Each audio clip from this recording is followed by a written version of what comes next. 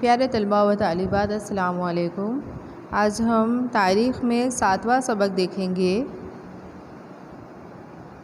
अहद मौर्य यानी मौर्य राजाओं का दौर।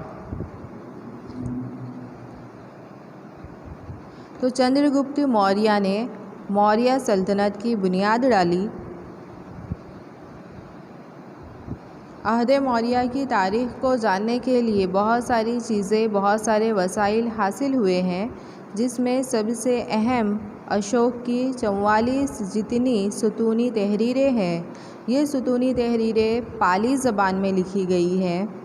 इसके अलावा इस दौर के बहुत सारे सिक्के भी हासिल हुए हैं। सिक्कों पर से भी इस दौर की मालूमात हासिल होती है। और चंद्रगुप्त मौर्य के बनाए हुए महल, उसके आसार और मूर्तियों पर से भी इस दौर की तारीख़ की मालूमात हमें हासिल होती है।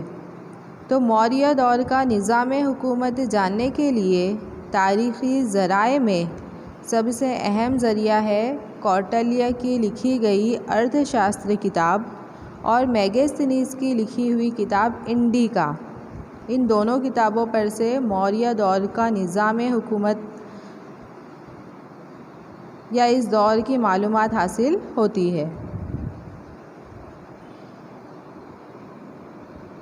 तो अर्थशास्त्र मौर्य हुकूमत पर लिखी हुई सबसे अहम किताब है, जिसमें निज़ाम हुकूमत के उसूल, रियासत की शक्ल, राजा और अवाम के दरमियान ताल्लुक़ात जैसी बातों को समझाया गया है।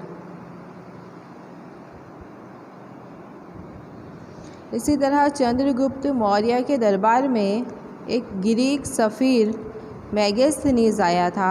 उसने इंडिका नाम की बहुत ही अहम किताब लिखी थी और इस किताब में मौर्य के नगर यानी कि शहर और वहाँ की जो रहने का तरीका था, उसकी हूबहू तस्वीर दी गई है।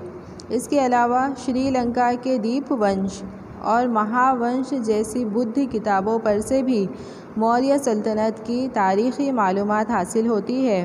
इसी तरह विशाखा दत्त जैसे अजीम नाटककार की लिखी गई किताब मुद्रा राक्षस से भी मौर्य सल्तनत की मालूमात हासिल होती है।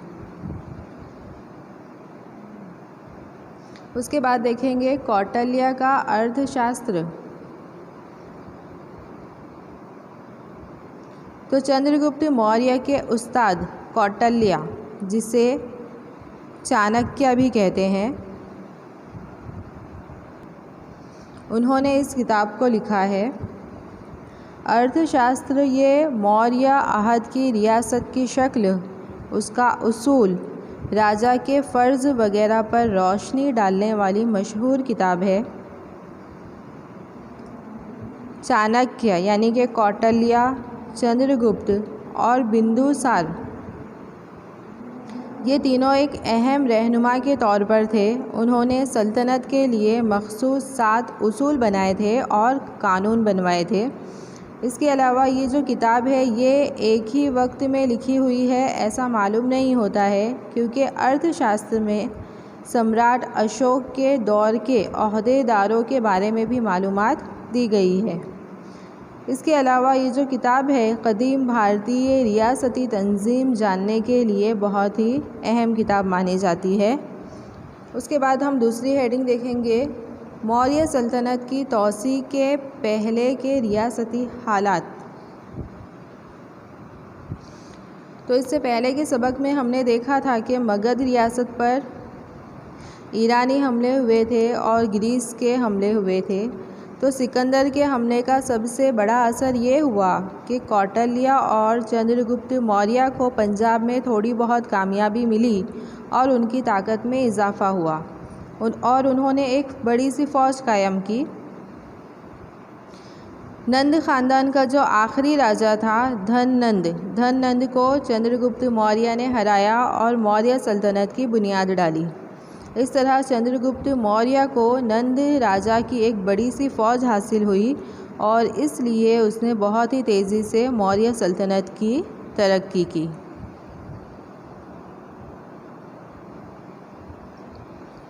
उसके बाद देखेंगे चंद्रगुप्त मौर्य के बारे में। तो मौर्य सल्तनत की बुनियाद चंद्रगुप्त मौर्य ने डाली। उसने मशरिक मगरिब भारत से लेकर पूरे मशरिकी भारत और गुजरात तक अजीम कामयाबी हासिल की थी। 305 में चंद्रगुप्त मौर्य की जंग यूनान के राजा सेल्यूकस निकेटर के साथ हुई थी, जिसमें चंद्रगुप्त मौर्य को कामयाबी हासिल हुई। इस जंग के बाद दोनों के दरमियान सुलह हुई और सेल्यूकस की बेटी हेलेन की शादी चंद्रगुप्त मौर्य के साथ कर दी गई। इस जंग के नतीजे में चंद्रगुप्त की हुकूमत वस्ती एशिया तक पहुंची, यानी बड़े आज़म एशिया का जो बीच का हिस्सा है, वस्ती हिस्सा है, वहां तक उसकी हुकूमत पहुंच गई। सेल्यूकस के राजदूत यानी सेल्यूकस का जो दरबारी शायर था या जो दरबारी मुसन्निफ था मेगास्थनीज, वो चंद्रगुप्त मौर्य के दरबार में आया था। इस तरह चंद्रगुप्त मौर्य के दौर से ही भारत में गैर मुल्कियों के साथ ताल्लुकात की शुरुआत हुई।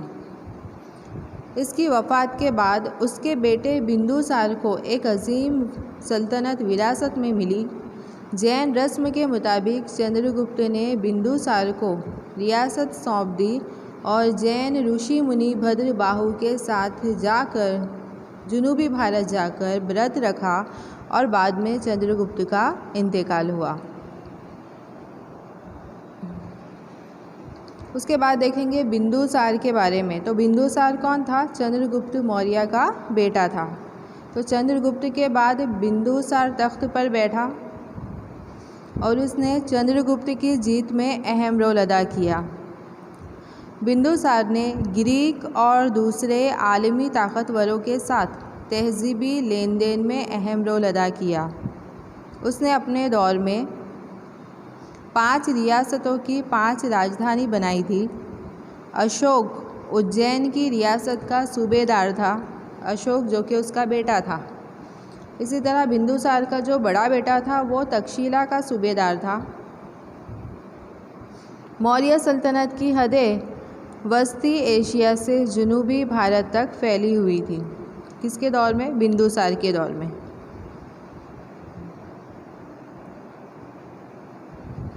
उसके बाद हम देखेंगे सम्राट अशोक के बारे में। सम्राट अशोक जो कि बिंदुसार का बेटा था। तो बिंदुसार के बेटे के तौर पर अशोक ने बेहतरीन निज़ाम हुकूमत की बुनियाद रखी थी। बुद्ध किताबों के मुताबिक अशोक ने अपने 99 भाइयों का कत्ल करके तख्त हासिल किया था, लेकिन मौर्रिखीन यानी तारीखदान इस बात को नहीं मानते हैं। अशोक की ज़िंदगी में सिर्फ़ एक ही मर्तबा जंग हुई, वो है कलिंग की जंग। कलिंग जो कि अभी ओडिशा कहलाता है। इस जंग में हज़ारों की तादाद में लोग मारे गए, कितने लोग कैदी बनाए गए। इस खूरेज़ी की वजह से अशोक का दिल तब्दील हो गया और उसने जंग के ज़रिए सल्तनत की तौसी पसंद पॉलिसी को तर्क कर दिया और उसने मज़हब के ज़रिए जीत का रास्ता अपनाया। तमाम ज़िंदगी बुद्ध के उसूलों की इशाअत और फैलाने में गुजार दिया। अशोक के बाद उसके जानशीन यानी उसके जो वारसदार थे वो इतनी बड़ी सल्तनत को संभालने में नाकाम रहे और मौर्य ख़ानदान के आखिरी राजा बृहद्रथ का कत्ल करके उसके सिपह सालार पुष्यमित्र शुंग ने मौर्य सल्तनत का ख़ात्मा कर दिया। इस तरह भारत की एक अजीम सल्तनत का ज़वाल हुआ यानी ख़ात्मा हुआ।